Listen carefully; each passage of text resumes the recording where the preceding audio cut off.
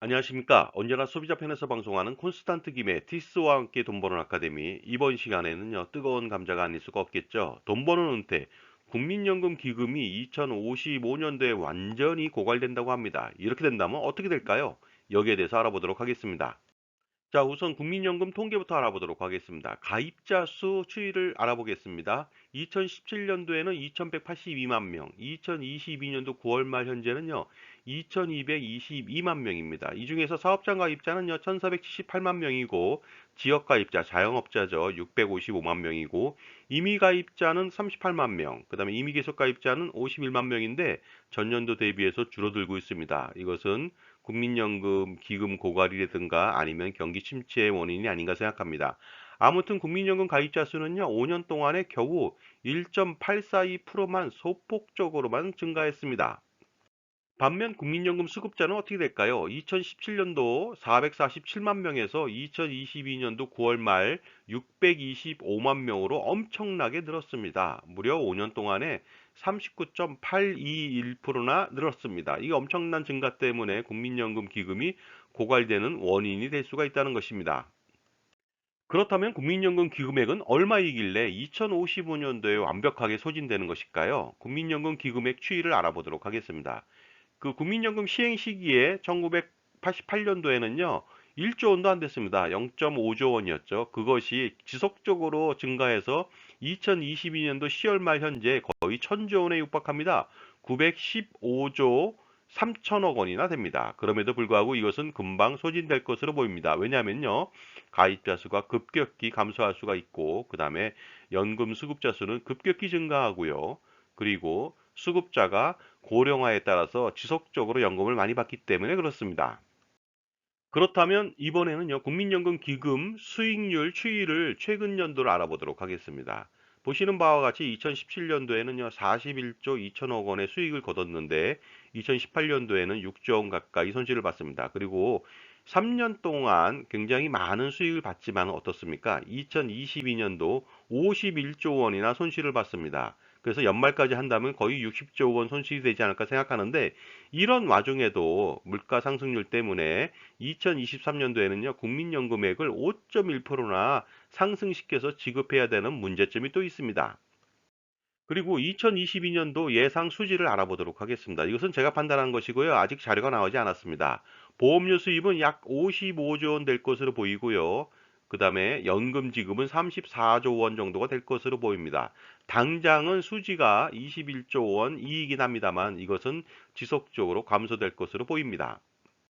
따라서 이 상태로 지속된다면 국민연금 기금은 고갈될 것으로 보이는데요. 2055년도에 완벽하게 고갈이 됩니다.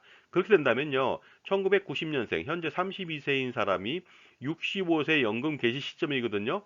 그때 연금 기금액이 한 푼도 없다는 것이 되겠습니다. 이것은 그러나 당연히 예견된 결과가 아닐 수가 없겠죠. 이처럼 국민연금 기금이 고갈되는 필연적인 사유가 있다는 것이죠. 첫 번째는 낮은 보험료율입니다. 9%입니다. 과거에는 그런데 놀랍게도 3%부터 시작했습니다. 그리고 높은 지급률입니다. 연금 지급률 70%에서 시작했고요. 지금은 40%대까지 내려왔습니다. 그리고요, 더 중요한 것이 저출산하고 고령화 때문에 어쩔 수 없이 기금 고갈은 받아들여야 되는 현실일 수밖에 없습니다. 그렇다면 국민연금 기금이 고갈돼서 한 푼도 연금 수급자한테 줄 돈이 없다면 어떻게 될까요? 이럴 때는요, 바로 국민연금은 적립 방식에서 부과 방식으로 변경합니다. 적립 방식이라고 하는 것은요, 그동안 적립금을 운영해서 쌓아두고 지급하는 건데, 이 쌓아둔 적립금이 한 푼도 없다는 거죠. 그러다 보니까 그때그때 필요한 연금액을 걷어서 지급한다는 뜻이 되겠습니다. 따라서 국민연금 부과 방식이라고 하는 것은 이런 방식이 되겠습니다. 연금 지급액을 산출하죠. 매해. 만약에 300조 원이 필요하다. 그랬을 때 가입자가 나눠서 매년 분담합니다. 그 300조 원을 분담한다는 뜻이 되겠습니다. 그리고 다음에 320조가 필요하다. 그러면 똑같이 마찬가지로 가입자가 나눠서 분담하다 보니까 분담하는 그런 부담이 엄청나게 가중될 수밖에 없겠죠. 자, 그렇다면 이탈리아의 부가 방식 사례를 알아보도록 하겠습니다. 이탈리아는요, 현재 소득의 33%를 국민연금으로 납부하고 있습니다.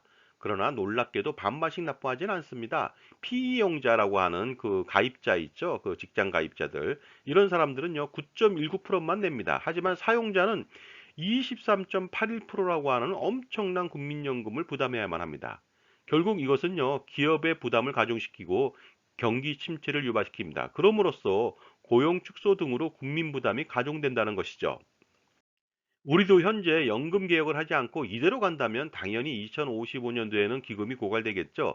그랬을 때는요, 우리 청년 세대는 연금 보험료로 현행 9%에서 26% 정도를 부담해야 됩니다. 그리고요, 그 다음에는 더 많이 내야 됩니다. 결과적으로 연금 개혁의 필요성이 대두될 수밖에 없겠죠. 그렇지 않는다면요, 미래의 청년 세대와 경제는 파탄될 수가 있습니다. 가는 사람은 문제가 없으나 남아있는 사람들한테 고통을 안겨주기 때문에 반드시 연금 개혁은 필요하다고 볼 수가 있습니다. 그럼 연금 개혁의 방향은 어떨까요? 일단 세 가지로 나눠봤습니다. 가입자 측면이 되겠습니다. 첫 번째는요, 보험료를 인상해야만 합니다. 그리고 수급 연령을 늦출 필요가 있습니다. 또한 납입 기한을 연장할 필요가 있습니다.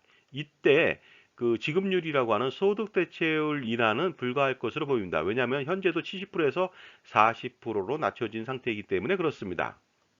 이번에는 공단 측면에서의 연금 개혁 방향이 되겠습니다. 첫 번째는 자산 운용 수익률을 극대화시킬 필요가 있겠죠.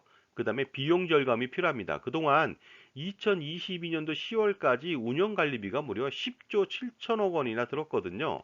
슬림화가 좀 필요하다고 볼 수 있고요. 크레딧 제도 폐지 등 합리적인 운영도 필요하다고 봅니다.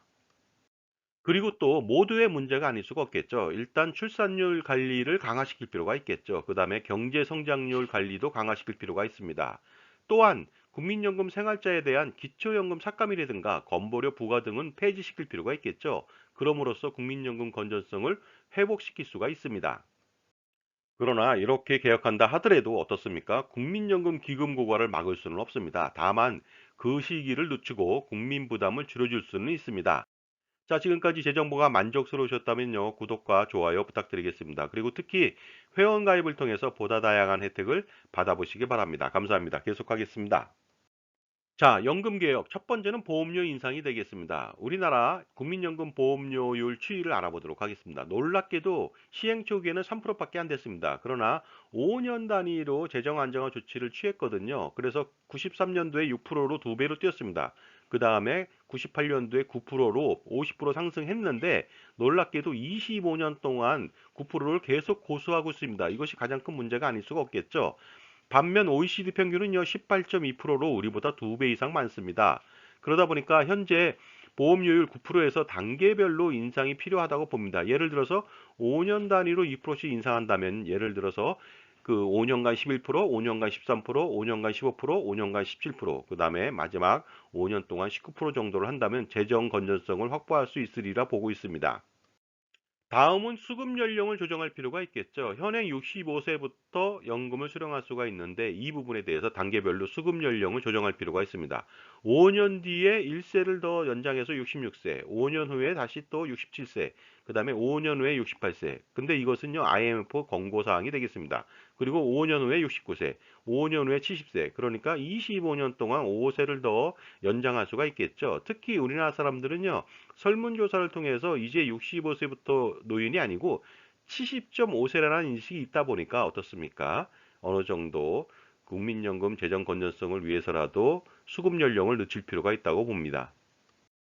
그리고 납입기간 연장에 대한 건이 되겠습니다. 현행은 60세까지, 59세 말까지 국민연금 보험료를 납부하게 되어 있습니다. 이것을요, 65세까지, 64세 말까지 납부를 할 수 있게 해주고, 추후에는 70세까지도 납부를 고려할 필요가 있다고 봅니다. 물론 당연히 소득이 있는 경우에 하나는 것이 되겠습니다. 그럼에도 불구하고 국민연금은 태생적 한계를 벗어날 수는 없을 것 같습니다. 국민연금이 원활하게 돌아가려면요, 기본적으로 더 많은 가입자가 유입돼야 됩니다, 매년. 그리고 더 많은 보험료를 납부해야 되고요. 그리고 더 높은 자산 운용 수익률을 실현시켜야 됩니다. 이러한 선행 조건이 되어야만 기금 고갈을 막을 수가 있는데 이것은 현실적으로 불가능합니다. 그러다 보니까 어떻습니까? 보험료를 더 내고 덜 받던가 아니면 보험료를 많이 내는데 조금 더 받는 구조로 가야 되지 않을까 생각합니다.